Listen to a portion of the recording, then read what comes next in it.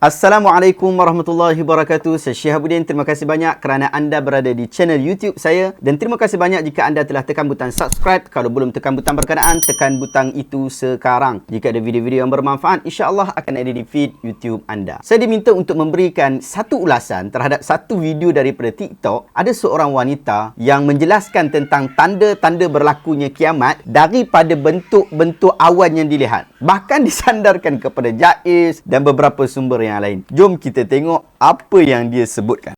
Korang kejap, dunia dah nak kiamat ke korang? Kejadian berlaku pada tahun 1992 di Kelang, di mana terdapat 200 orang pelajar serta beberapa orang guru telah melihat 26 objek aneh telah muncul di langit. Masa tu semua orang ingat dah nak kiamat. Ramai-ramai buat solat hajat dengan solat taubat. Yang mengejutkan, Jaiz sendiri mengakui bahawa kejadian ini betul-betul berlaku. Aku tunjuk kat korang 26 objek aneh yang muncul tu. Tapi nombor 8 ni memang akan membuatkan korang terkejut dan takut, terutama sekali perempuan. Objek pertama kalimah Allah dan kalimah syahadah. Nombor 2 adalah janin. Nombor 3 manusia. Nombor 4 mayat dibungkus. Nombor 5 sebiji mata yang dijegilkan seperti seolah-olah marah. Nombor 6 lidah yang panjang. Nombor 7 lidah panjang dipotong-potong kemudian disambung balik tunjuk sebanyak 3 kali. Yang nombor 8 ni aku paling takut sekali, iaitu objek perempuan berlari, rambutnya ditarik kemudian dibakar. Lepas tu muka perempuan tu nampak kesakitan. Lepas tu muka dia bertukar menjadi tengkorak. Lain untuk part tu tak sempat. Aduh. Sebenarnya kita dah tengok. Dan sebenarnya dia bukan ada satu part je. Dia ada 3 part dalam TikTok ni. Ada 1, 2, 3, 4. Tadi anda boleh tengok lah dekat TikTok. Ada 1, 2, 3, 4. Dia cerita benda yang sama. Saya cubalah untuk nak buat semakan. Dengan sekadar saya search Google saja, search sekejap, saya dah jumpa apa yang dia sebutkan. Sumber daripada apa yang dia sebutkan. Ada satu rekod daripada Berita Harian pada 2015, 23 Mei 2015.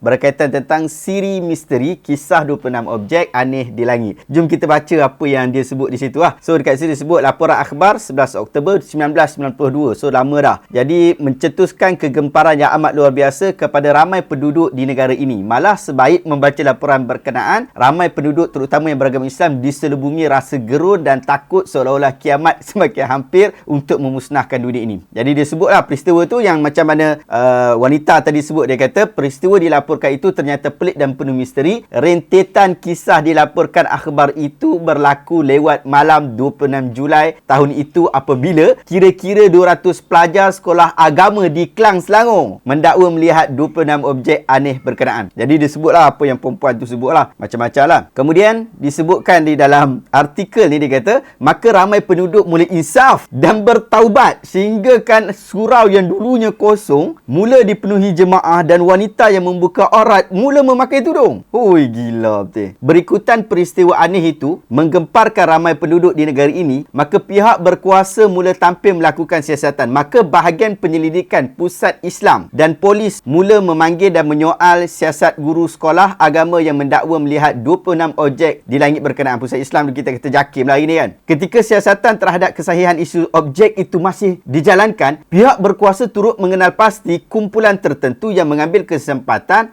Antaranya sebuah kumpulan tarikat mendakwa satu daripada 26 objek tu ialah gambaran wajah pemimpin mereka yang akan muncul tidak lama lagi. Tetapi wajah itu tidak dilukis dengan betul dalam akhbar yang menyiarkan gambaran objek itu. Anggota kumpulan itu dikatakan membuat salinan lukisan objek itu dan menyebarkan kepada umat Islam di beberapa kawasan di Selangor. Tu dia keadaan macam tu. Selain itu, ada juga pihak tidak bertanggungjawab. Mereka cerita kononnya Bandar Kelang akan dilanda banjir. Justru mereka menjalankan kegiatan memungut derma secara tidak sah. Kononnya untuk membina kapal besar bagi membolehkan penduduk menyelamatkan diri ketika bencana itu muncul. Selama beberapa minggu, penduduk Islam di Malaysia terus diasak kebingungan dan ketakutan dengan peristiwa aneh membabitkan kemunculan objek di langit itu. Bagaimanapun teka-teki dan misteri itu akhirnya terjawab pada 1 November tahun lalu apabila akhbar Berita Minggu menyiarkan satu laporan bertajuk Objek di Langit Hanya Khayalan. Laporan berita itu antara lain menyebutkan Jabatan Perdana Menteri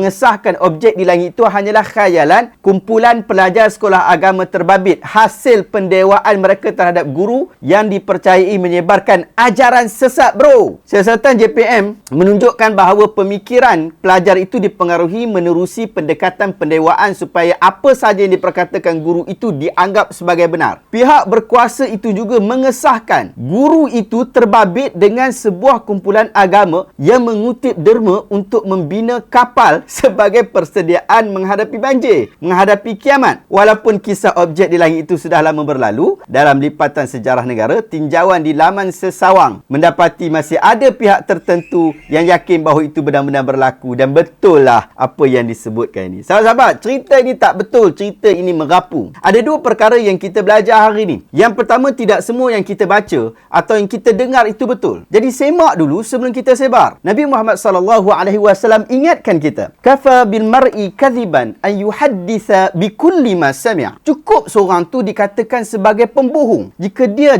jenis menceritakan apa sahaja yang dia dengar. Hadis ini sahih riwayat Muslim. Yang kedua, tiada dalam kategori tanda-tanda kiamat perubahan bentuk awan. Itu semua karut-karut belaka. Kita percaya bahawa kiamat akan berlaku dan pasti akan berlaku dengan hujah-hujah daripada sumber wahyu. Allah Ta'ala sebut di dalam Al-Quran, qatilul ladhina la yu'minuna billah wala bil yaumil akhir. Berperanglah dengan orang-orang yang tidak beriman kepada Allah dan tidak pula kepada hari akhir, dalam surah At-Taubah ayat 29. Al-Halimi rahimahullah, seorang tokoh akidah yang cukup terkenal, dia sebut dalam kitab Syu'abul Iman, maksudnya ialah membenarkan bahawa hari-hari di dalam dunia ini mempunyai pengakhirannya. Ianya mempunyai penyudah. Alam ini akan berakhir pada suatu hari nanti. Mengiktiraf dengan pengakhirannya bermakna mengiktiraf permulaan dunia ini kerana Al-Qadim dan tidak merubah. Terdapat banyak hadis yang menyebutkan tentang kiamat dan tanda-tandanya, tapi kita ni tak mau pergi cari kepada penjelasan hadis, penjelasan daripada Al-Quran. Kita cenderung kepada kisah-kisah ajaib yang sumbernya sangat tak jelas. Sedangkan hari kiamat adalah hari yang ghaib. Ia akan berlaku secara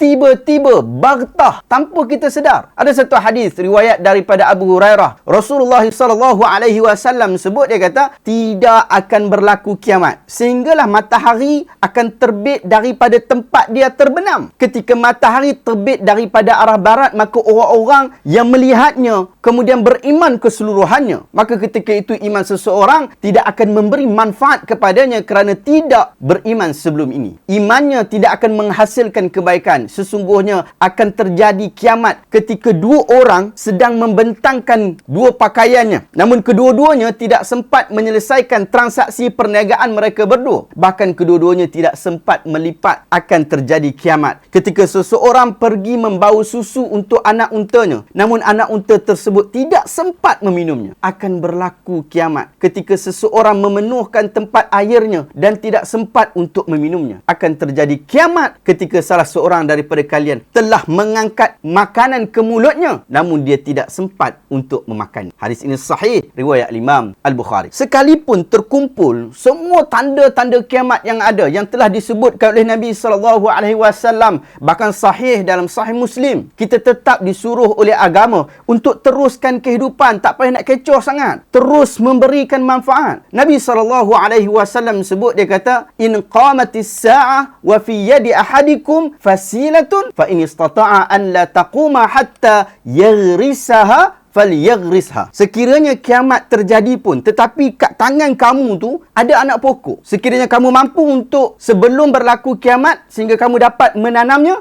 maka tanam. Hadis sahih riwayat Imam Bukhari di dalam Adabul Mufrad. Jadi hadis-hadis ini menyebutkan tentang hari kiamat. Cukup sudah dengan apa yang datang daripada Allah dan Rasul. Tak perlu lagi kita duk pergi tengok apa yang akan terjadi pada awan. Dan macam-macam berlaku pada awan. Orang Kristian pun menyebutkan berkaitan tentang tanda-tanda kemuliaan agama Kristian daripada perubahan awan. Perubahan awan tidak memberikan apa-apa tanda kepada kiamat. Berhati-hatilah kita dalam fakta. Terima kasih banyak. Adakah anda merasakan video hari ini bermanfaat? Jika anda rasa video ini bermanfaat, tekan butang share. Semoga orang lain juga dapat manfaat yang sama. Terima kasih banyak. Assalamualaikum warahmatullahi wabarakatuh.